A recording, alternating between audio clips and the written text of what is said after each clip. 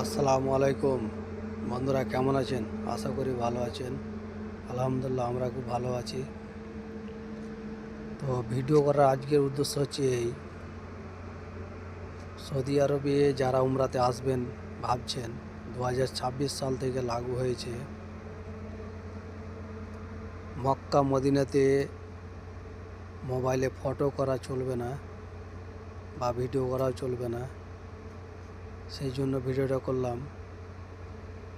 সকল বন্ধুরা যে যেখান থেকে দেখছেন না কেন, অবশ্যই ভিডিওটা শেয়ার করে দিবেন আর অন্যজনকে দেখার সুযোগ করে দিবেন, ঠিক আছে?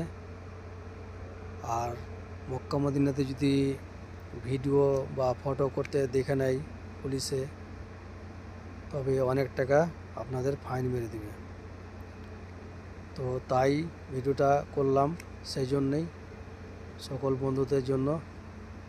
ঠিক আছে, ভালো থাকুন সব।